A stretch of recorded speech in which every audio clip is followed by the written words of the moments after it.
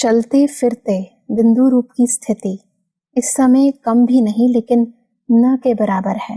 बीच बीच में 1-2 मिनट निकाल कर इस बिंदी रूप की प्रैक्टिस करनी चाहिए। आप भी कोई कार्य करते हो व बात करते हो तो बीच बीच में ये संकल्पों की ट्रैफिक को स्टॉप करना चाहिए। 1 मिनट के लिए भी मन के संकल्पों को, चाहे शरीर द्वारा चलते हुए कर्म को, बीच में रोक कर भी ये प्रैक्टिस करनी चाहिए। परमात्मा ने 1970 में वहाँ उच्चारण किए जी और 1978 में 78 में जी हमारी दादी प्रकाश मणि जी ने एक नियम बनाया जी कि हम बीच बीच में 1 मिनट मन के संकल्पों को रोकने का अभ्यास करें। जी। तो हम लोग कोई भी स्थूल कार्य करते थे, ट्यून बजता था, कोई गीत बजता है ट्यून 1 मिनट के लिए, और वो 1 मिनट का ट्यून जहाँ जहाँ भी बजा सुना सबने तो वहीं पर कार्य रोक देते हैं जी। संकल्पों को भी एकदम ब्रेक लगा देते हैं। कुछ नहीं अभी सोचना है, बाबा की याद में बैठना है।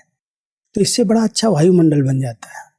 अगर 300-400 लोग एक स्थान पर रह रहे हैं जी और 1 मिनट के लिए एक छोटा सा कोई ट्यून अच्छा सा बजा दिया जाए और सब के सब कार्य रोक करके स्टॉप कर लें तो उस स्थान का बहुत पावरफुल वायुमंडल बन जाता है। हलचल समाप्त हो जाती है और कई प्रकार के जो विघ्न होते हैं वो भी समाप्त हो जाते हैं। तो आजकल हमने देखा है कई हमारी फैक्ट्री हैं, कई कार्य करने वाले बड़े बड़े बिजनेसमैन हैं जिनके पास बहुत बड़ा स्टाफ होता है, सब कार्य करने वाले होते हैं। भले उनके पास योग की शक्ति नहीं है, योग की विधियां भी नहीं पता है, फिर भी वो साइलेंस में खड़े हो जाते हैं। उससे भी बहुत बड़ी शक्ति पैदा होती है। तो ये परमात्मा हम सबको बहुत अच्छी विधि बताते हैं कि आप चलते हुए कार्य को रोक दो और 1 मिनट के लिए संकल्पों को स्टॉप कर लो। जैसे हम बहुत फास्ट स्पीड में जा रहे हैं लेकिन अगर कहीं चौराहे पर लाल सिग्नल आ गया तो हम गाड़ी को रोकते हैं ना, ऐसे तो हम आगे चले जाएंगे, आजकल तो फाइन हो जाता है। हाँ जी। तो जैसे गाड़ी को चलते हुए एकदम ब्रेक देना पड़ता है, रोकना पड़ता है एक्सीडेंट से बचाने के लिए, ऐसे ही हम अपने संकल्पों को भी बीच बीच में रोकें। जो इधर उधर चले उनको स्टॉप कर लें। और स्टॉप करना माना ये नहीं वहीं खड़े हो जाना है, फिर अच्छे संकल्प करके फिर अपने लक्ष्य की ओर आगे बढ़ जाएं। लेकिन जो बहता हुआ संकल्प है, बह रहा है इधर उधर, उसको हम ब्रेक दे देते हैं। बिल्कुल। इससे बहुत सहज बिंदु रूप की स्टेज बन सकती है, लेकिन इसके लिए अभ्यास करना पड़ेगा। कोई कहे मेरे पास समय ही नहीं है, तो परमात्मा ये नहीं कह रहे हैं कि समय नहीं है, समय की बात करके अलबेले हो जाओ। आपके पास 24 घंटे में जो भी दिनचर्या के कर्म है उनमें सेटिंग करो। 1 घंटे में 1 मिनट जब समय मिले संकल्प को शांत कर लो, कार्य को रोक दो, तो इससे आत्मा शक्तिशाली बन जाएगी।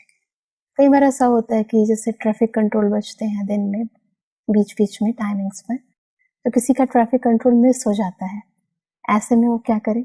मान लो कोई कारण से मिस हो गया तो जब स्मृति आती है, क्योंकि ज्ञान मिल रहा है, समझ मिल रही है, अच्छा चिंतन है, तो जब समय मिलता है उसी समय, मान लो आज हमको ट्यून नहीं सुनाई दिया, हमारे पास कोई ऐसा साधन नहीं है, तो हम अपने लक्ष्य की ओर बढ़ने के लिए जब देखें, घड़ी लगा करके रखें, घड़ी सामने होती है, 1 मिनट शरीर ही बन जाए, शरीर से डिटैच हो जाए। इतना अभ्यास करें, परमात्मा तक स्मृति पहुंचती है तो बहुत अच्छी है, लेकिन कम से कम इस देह भान से मैं अलग एक ज्योतिर्बिंदु आत्मा हूं, आत्मिक स्थिति में स्थित होने का अभ्यास करें। तो संकल्पों की जो ट्रैफिक है उसको हम ब्रेक लगा सकते हैं। और अगर आदत है, अभ्यास है, तो अभ्यास के आधार से हम अपने संकल्पों को परमात्मा तक ले जा सकते हैं, क्योंकि उसका नाम, रूप, गुण, धाम सब पता है, कहाँ रहता है, कैसे मिलता है। तो आत्मिक स्थिति में स्थित होते ही उसकी स्मृति आ जाती है। तो बहुत अच्छी विधि है और इस विधि को अपनाते हैं तो हमने देखा है कि बहुत सारी बातों से, व्यर्थ से, समस्याओं से, उलझन से बच जाते हैं और कई बार कई परिस्थितियों में समाधान दिखाई देता है कि इसको ऐसे कर लो।